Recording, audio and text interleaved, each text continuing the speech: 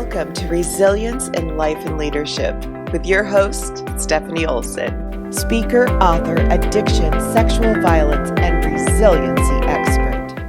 Hello, I am so excited to introduce my next guest, Dionne Sanchez. Dionne is 25 and the host of her own podcast, Words of Heart, which is about in-depth conversation and inspiration with an emphasis on mental health. And in a nutshell, she considers herself to be a warrior for change through the power of her words. Dionne is a Christian, a poet, digital art student, and became diabetic during the pandemic, had a lot of health issues growing up, which is a testament of her perseverance in spite of her obstacles. And it was the culmination of her gifts and skills that birthed the podcast, Words of Heart.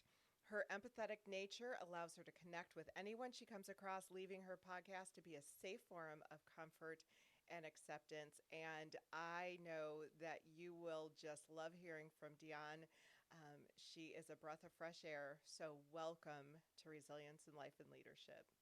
Well, hello and welcome to Resilience in Life and Leadership. I am so excited for our next guest. Welcome, Dionne, to the podcast.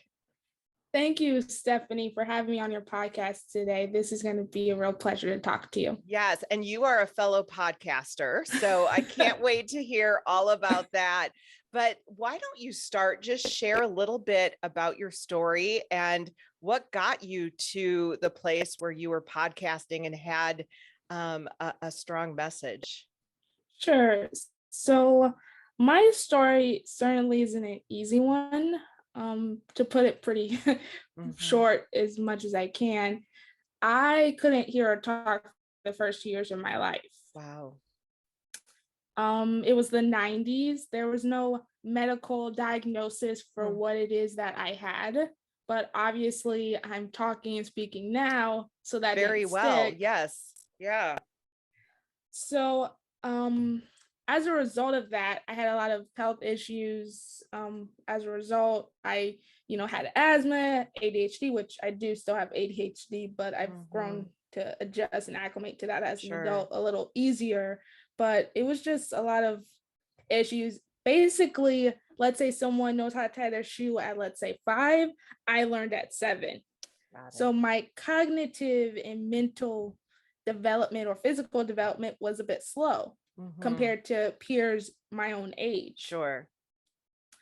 And if that wasn't hard enough, and I know mental health affects us all, and you wouldn't expect mental health to affect someone as young as 3 years old, but that was the case for me.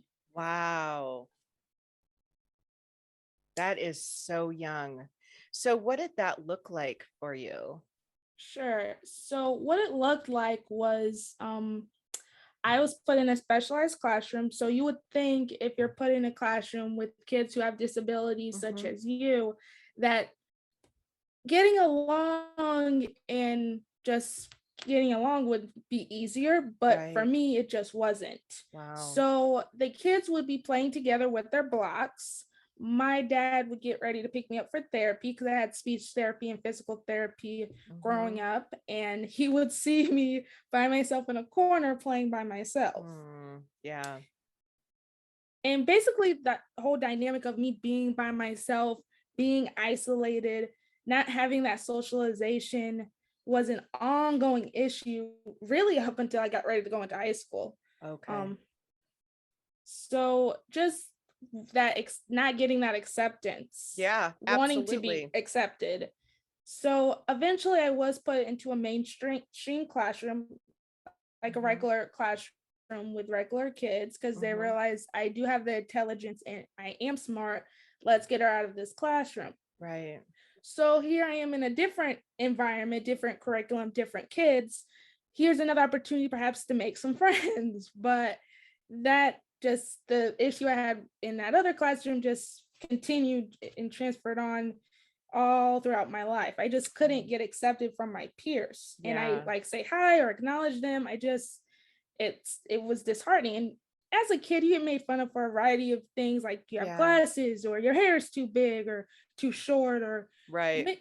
really perhaps mundane, but things that can really it are very are common insecurities. Let me Yeah, just put it that way. absolutely. Common insecurities as a kid, because being a kid Mm-hmm. is not easy. Right. But for me, I took it a lot harder Yeah. because it wasn't like they were rejecting me for my hair or my glasses. I mean, I did wear Mm-hmm. glasses and I got picked on for that, but Mm-hmm. they were rejecting me for simply being me. Right. Um, so I mean, I didn't ask to be different.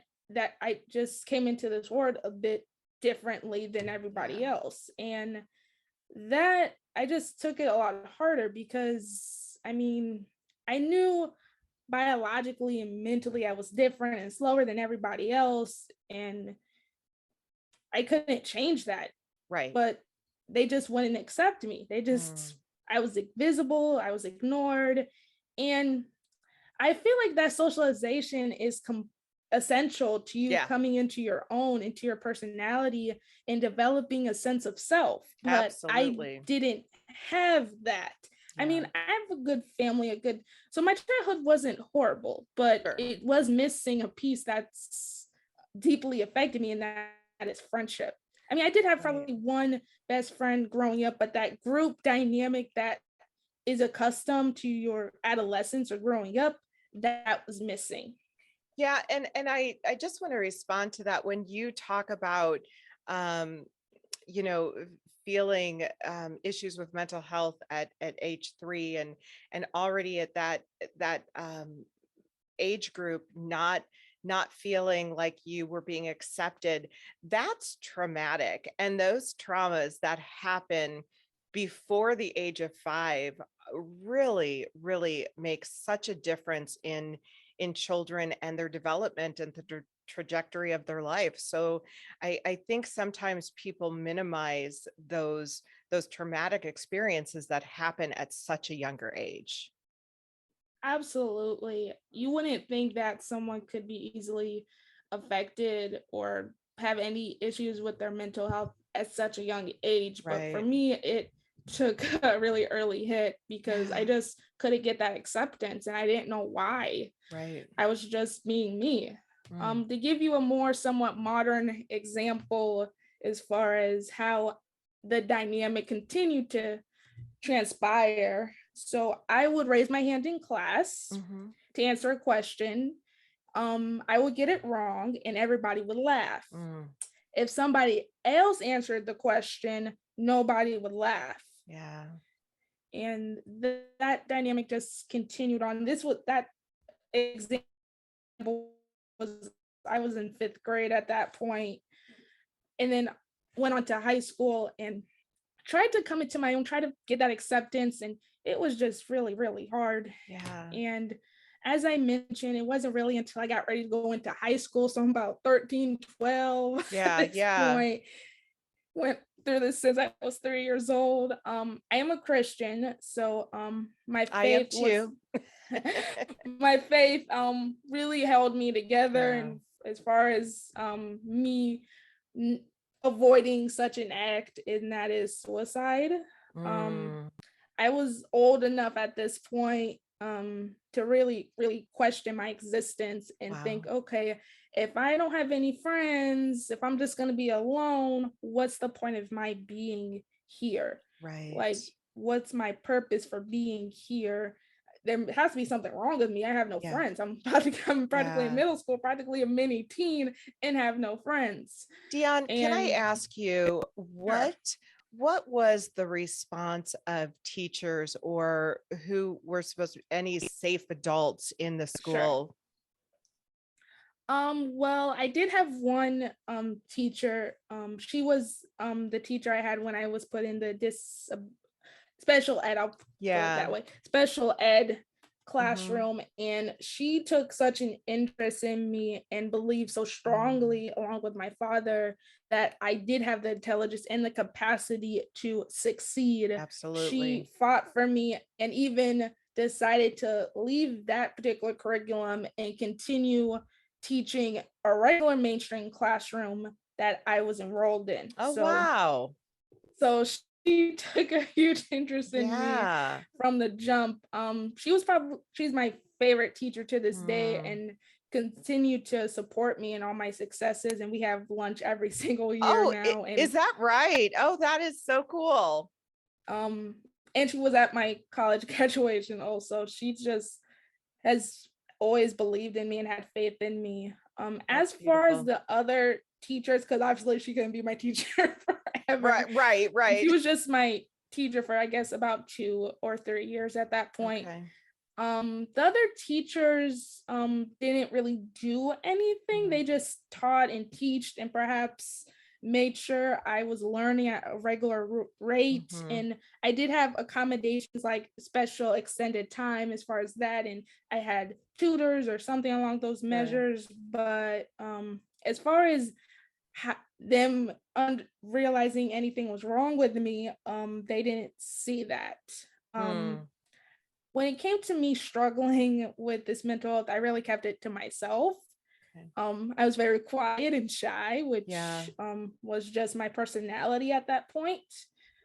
And really, I just confided in God about my struggles, and God, why doesn't anybody want to be my friend? And if I were to disappear, would anybody miss me or care? I mean, I knew my family loved me. I have a really great family, really great family.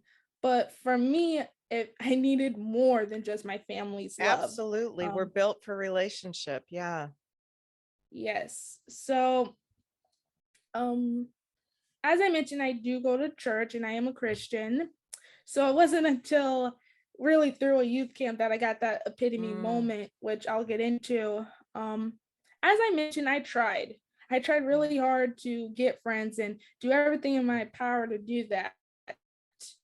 So, just to give you a church example, and this is no disrespect to a church or congregation, this just so happened to be my own personal experience in correlation to my story. So there was this small group, which is really common in churches. Hopefully you're still there because my internet's acting up. Oh, I am. There's these small groups. Yeah. Good.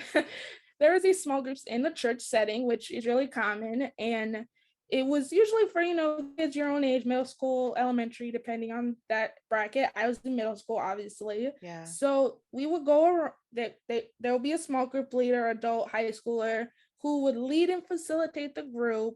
First, they would have everyone go around and share something that was bothering them, or just generally talk about what's going on in their life. And then they would share questions pertaining to that testimony or scripture that is going to be spoken later on. So I would get ready to raise my hand, and this was really frequent, as much as I wish it wasn't. Someone would interrupt me the second I start talking. And instead of that small group leader telling that individual who interrupted me, hey, this girl is talking, wait your turn. Right. She decides to start a separate conversation with the person that interrupted me. And at that point, it's like, wow, I really am invisible here. Wow. So I continued, I tried.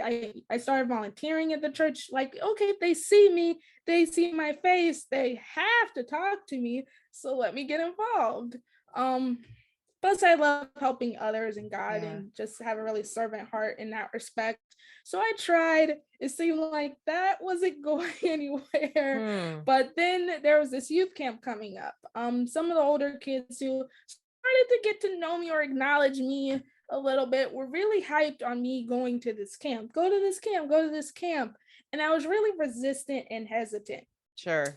Because I've gone to plenty of youth camps, had a wonderful time, grew closer to God, had a ball. But it was the aftermath of coming home from camp that I had an issue with, because at a youth camp, you're cut off from technology, you're cut off from your normal environment, because when you go to those camps, you're supposed to grow closer to God, along with in community and fellowship and unify and bond with other believers. So I'm like, okay, yay, they have to talk to me. They have no choice. But then I would come home and it would be like nothing has changed. I have no friends. It's not like we spent a whole week together.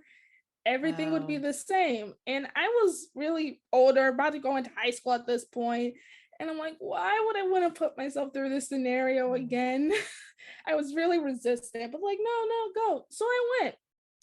And I would have to say that moment in time going to high school, I was like 2010, 2011, around that year. Um, Me going to that camp, pretty much that moment changed the trajectory of my life. Wow. Because at that point, I was like, what's the point of me being here? Like, I should just end it right now. Like, I can't take being alone anymore. I mean, obviously, God really was in my ear. Don't do that. Don't do that. But Right. I didn't know what my reason for being here was. So I went to the camp, and the last few nights of camp, the topic was the Holy Spirit.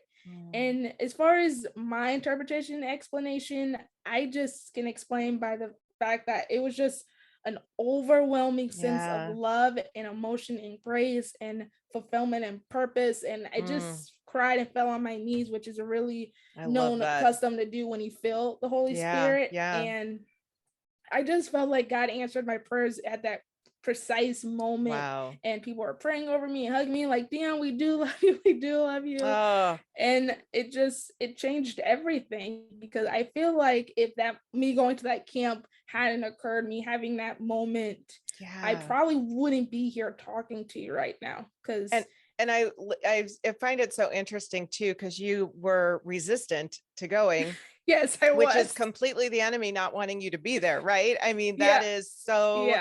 that is so typical. I just want to hug you right now. Seriously. Oh my gosh. And can I just say, I know I want you to continue, but No worries. it just really speaks to me with what you're saying, the importance of us as adults being aware and being compassionate and being present in the lives of other people, and especially youth, when they're trying to find themselves, I mean, you were just saying, and I'm so struck by the fact that you keep saying I was invisible. Yeah, that was like, that word really, that was basically what I felt like was invisible. That's just, no one, I was glass. No, you see through me, but you didn't acknowledge me. It's like I was nothing. And Wow. I'm very, very grateful that I went to that camp, because again, my mental health was really shaken. Even though my faith was is good and strong, there's only so much you can handle. Of course. Growing up and not having that socialization. Right. So I went on to high school and thrived and had friends and got involved in my extracurricular activities, was in journalism, which might have something to do with my podcast when you think about it. And I ended up graduating high school. And this is a pivotal fact to mention, I feel. The doctors told my family, or at least my dad and my mom, that, hey, you might as well dope her up with medication because she's basically retarded. Was this early in this your... this was super early, like super early. I don't think I was developing speech yet at that point. Yeah. They just gave you a life sentence right there, right? A label, pretty much. Yes. An automatic label. And my family is like, no, we're not gonna dope her with the medication.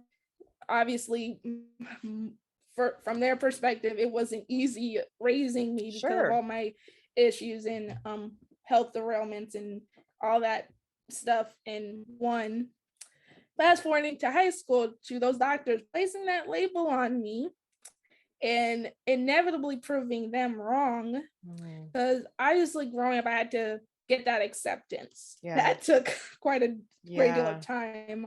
But I also had to prove my intelligence also, that I was just as capable and smart enough to succeed just like everybody else.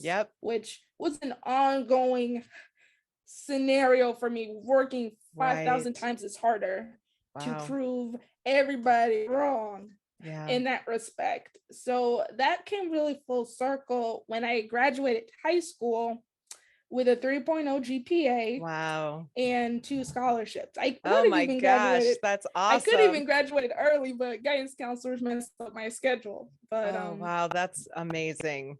fast forward to, I guess, now, and connecting to my podcast, Words of Heart, and how that flourished from my story and my upbringing. So the idea really started when I got diagnosed with diabetes at the start of the pandemic. Oh Which wow. would be January 2020, the Yeah. year we all really want to hate. Yeah. And I Yep. respect that for those who want to hate it. Trust me, I wish I can hate it too, Yeah. but I can't hate it as much as I want to, because if it wasn't for that infamous year, I probably wouldn't be here. Wow. So I Wow. can't hate it. Yeah. Because before I got diagnosed with diabetes, I was really on the cusp of death, pretty Wow. much. Wow. My body was eating itself from the inside out. I'm pretty sure there's a medical term for that, but I don't know how to pronounce it. So basically, I was a skeleton. That's the best, really hardcore realization as to what I was going through. And it was you had no idea why? I had no idea it was symptoms Wow. of diabetes at the time. As far as I know, there was no history of diabetes as far as at the time, as far as me going through it. I had no knowledge of it. If it was connected to either of my families, I kind of found out later on after I got diagnosed. But as far as what was going on with me, it was it was probably the most depressing time and period of my life. My faith was shaken, my mental health was shaken, every part of me was shaken, and I was pretty broken. Yeah. I even wrote a poem about it as far as my experience with that. But it was just a really scary time. And I was in school. It seemed like my life was at a relatively somewhat normal pace. I had a swing of things. I was in school. I was nailing it. I was working hard. It seemed like I just turned 24. It seemed like things were gonna go my way. But that all changed the second I got sick. That started happening in November, or as far as it getting really worse. Me getting like skinnier or thinner, that really happened in September, October, and in November I got sick. So it was just all these holidays are coming up, like Thanksgiving, my birthday, Christmas, all these holidays you're supposed to be happy and spend time with your family. I just couldn't be happy. I'm the queen of happy and putting a smile on my face. I just couldn't do that. I thought, what if this is the last time I go to bed and I just don't wake up in the morning? Wow. It was just absolutely devastating. And it even, because of how unbelievably depressed I was, it brought up a suicidal thought, which hadn't happened since I was a middle schooler, like 10 or 15, 20 years ago. That's how devastating it was for me to have that thought appear in my head, because I was in pain. I was suffering. I didn't know what was going on. I knew God was there and was by my side. Obviously, I don't disacknowledge that because I know he was there. But I wasn't sure when he was going to reveal the answer. And if he was going to reveal the answer, if I was going to be around to hear it, see it. So luckily, his answer turned out to be my diagnosis, which was being diagnosed with diabetes on January 8th, 2020. So that would be 2 years of me being diabetic, meaning 2 years of this pandemic. And I know this pandemic has affected all of us to a degree, and my heart goes out to everyone who's affected. The last thing I could have anticipated was being diagnosed with anything during this pandemic. Absolutely. But I see my diagnosis as a blessing in disguise. Just in connection to my faith and stuff. As I mentioned, I was on the cusp of death, pretty literally. And basically, God's love resurrected me from the dead. Which is a really biblical and profound statement in connection to Jesus dying on the cross. But that's really my best interpretation because I lived that. I really could have died. Wow. But it was through my diagnosis that I found there was more purpose in my life and that God wanted to continue writing my story. Amen. Yeah. And he basically called me to be a warrior for change. And I even got my coworker to like do a t-shirt I saying love warrior that. for change.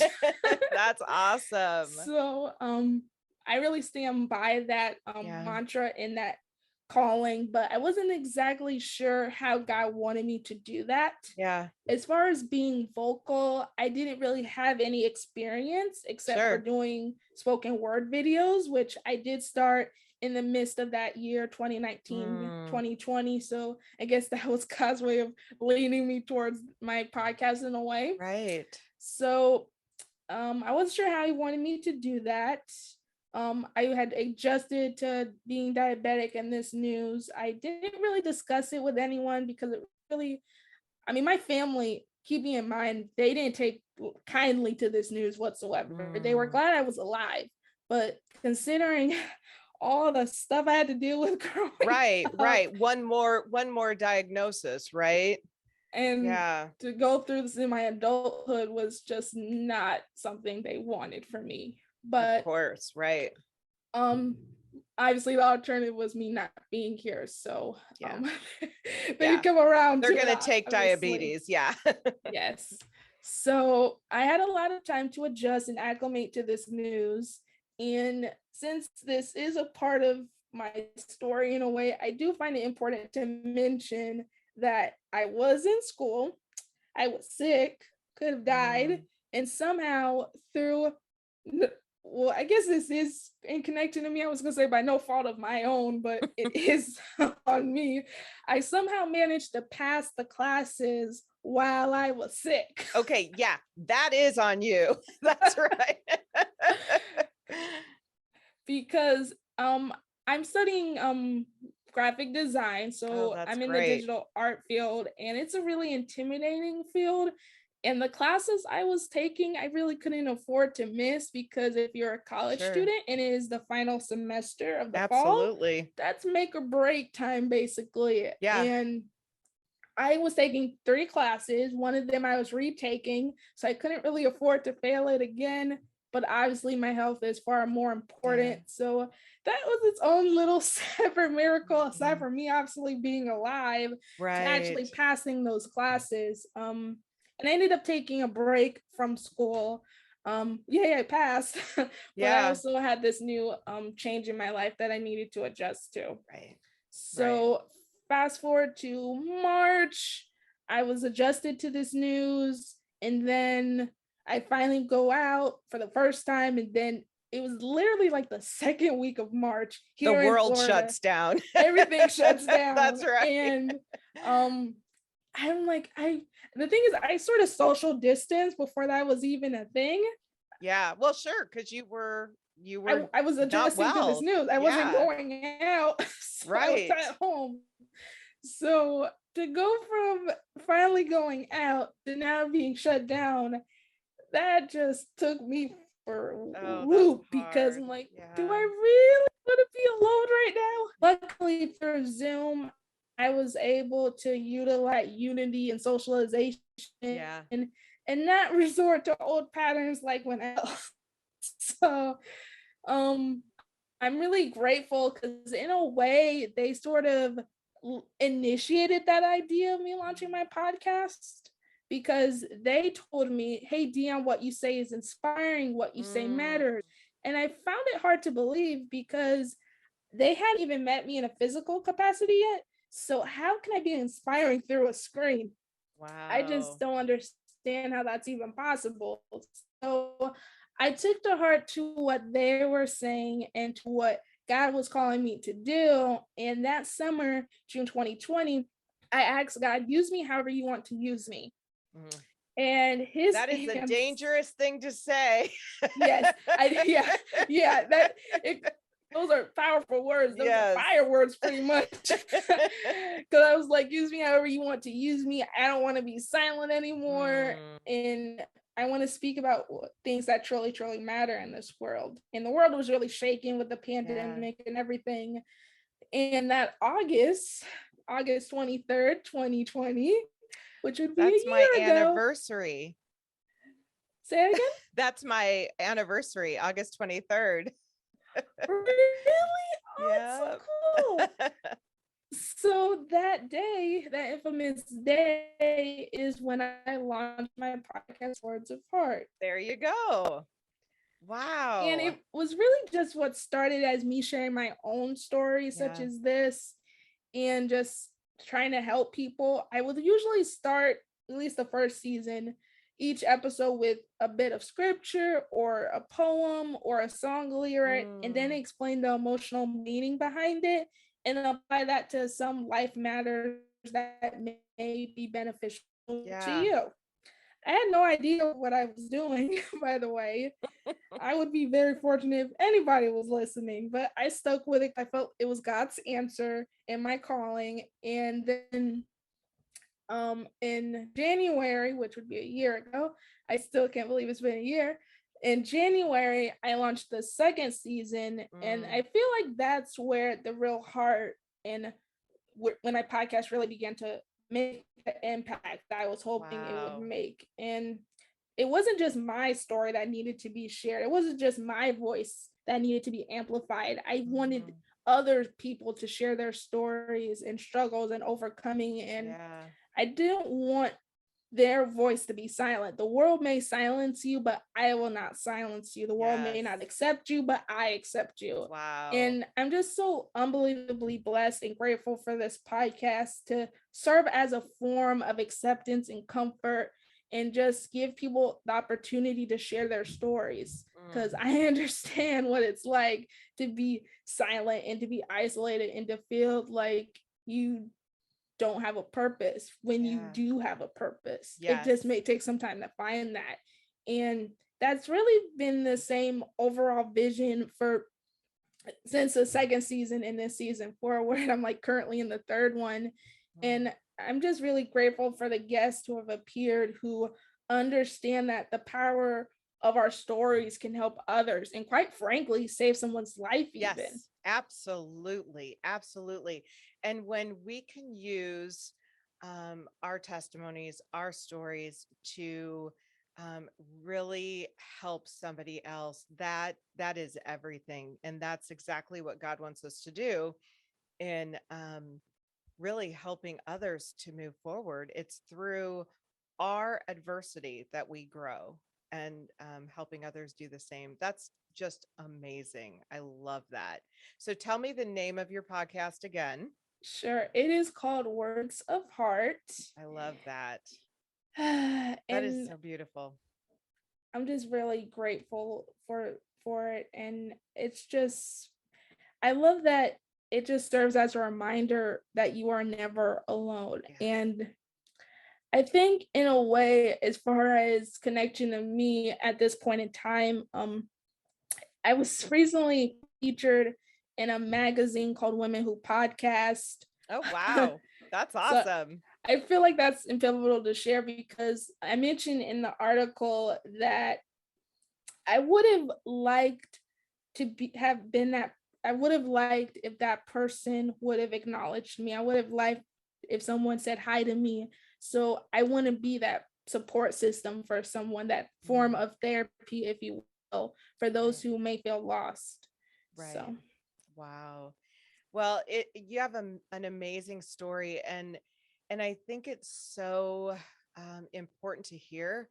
I think that people need to hear too how impactful they can be, both good and bad, in somebody's life. Yes. And we really can make a positive or negative difference in how we respond to others and how we treat others. And one of my big things is, having everybody understand that you have an intrinsic value that nobody can change. That is so incredibly important. And when people recognize somebody's value, you can't treat them like they are invisible. Right. And you have such a strong voice. And I got to tell you, you are just beautiful inside and out. And You. oh my goodness, your story is very powerful. And you have done just amazing things with your life. So are you still in school then? I am still in school, and as far as my story, which I just shared with your listeners and your audience, it wasn't until I got into podcasting that I actually shared that pivotal part of my Yeah. story. I didn't Wow. make it a point to discuss it or share it. I didn't think it was worth sharing, nor Wow. was it important, although it's literally in connection to Yeah, everything I am. So I need to make absolutely. it a point to share. So it Wow. wasn't until I got into podcasting that I understood the true depths of my own story. Absolutely. And you found your voice. Yes. So Wow. to follow up with your question, I am still in school. I hopefully, because I'm really, as much as I love school, I really want to finish. I don't blame I you. Yes. I am on track to finish with school after this coming up summer. I have an Oh, internship which I have to do as far as graphic design in my field. So I should be done with school soon. And I do intend to wrap up the season of my podcast in March. I overdid it last season. I ended up uploading 130 episodes, holy cow. which is unheard of, apparently, as many people Wow. have mentioned to me. Um, but of course, last season I had all the time in the world. Yeah. I just had class online due to the Yeah. pandemic, and I didn't have a job at that point. But now I have a job. Yeah. I work in aftercare program here in Florida at a Oh, that's school called great. Shortcrest Prep. That's And I great. basically just watch and play with kids all day long from 2 to 6. Oh, So nice. So maybe a few less than 130 episodes. yeah, a few less than that. I told myself at the beginning of this season that I wasn't gonna overdo it, and Yeah. I wouldn't be a true advocate for mental health if I didn't put my own mental health in check. That's true. So Self-care. I am going to wrap it up. I might still appear on other people's podcasts, but I'm going to take a break for Yes. my own. You can always come back if the time is right. That is, but and what's so beautiful about podcasts is that they're there so that people can listen to them from the start all the way through. So, okay. So Dion, this is important. How can people find you? Sure. So they can find me. Again, I'm the host of the Words of Art podcast. They can find me on Facebook at the Words of Art podcast. We're also on YouTube under the same name, and wherever you listen to your podcast, Apple, Spotify, and Google. You can really listen to it whichever way you choose. I do video interviews as well as audio interviews. Both offer a different dynamic, but still impacts you all the more. And if you want to get in touch with me on social media, you can do so as well. I am on Twitter at HeartWarrior24 and on Instagram at HeartWarrior25. You can get in touch with me on any time or night. I don't sleep, although sleep is important to your mental health as well. Sleep is very important. See, I could be your mother, so I'm just gonna tell you, yes, please get your sleep. Yes. But again, get in touch with me. That's great. Whatever your heart desires as far as talking to me, I'm pretty sociable and I completely understand what anyone may be going through, and I'm really empathetic to that nature. So well, and we'll make sure to have all of that information in the podcast notes, so that people can get in touch with you and people can listen to your podcast and just follow your journey and what you're doing, because it is pretty amazing. I just love it. thank So you, Stephanie. absolutely. One last question. Okay. What does resilience mean to you? Resilience means to me, resilience is just the power and strength within to overcome anything. And this little tidbit I would like to leave with your listeners because it is my mantra for life, and I believe applies to everyone in that respect as well. And that is, You are a warrior in spite of your circumstances. I love it. I love it. That is so good. Well, you have just been a breath of fresh air. I have just loved talking to you, and I really appreciate your transparency and your sharing your story so openly. And I'm really excited to follow your journey. I'm going to find you on all those socials and follow your journey and just see how you're doing and what God has in store for you, because I have no doubt it is some pretty amazing things. So congratulations to you. Thank you, Stephanie. It was a real honor being on your podcast, truly. Oh, thank you. And thank you for listening to Resilience in Life and Leadership, and we'll see you next time. Bye. Hi. Thank you for listening. Please share with anyone you think will benefit from this podcast.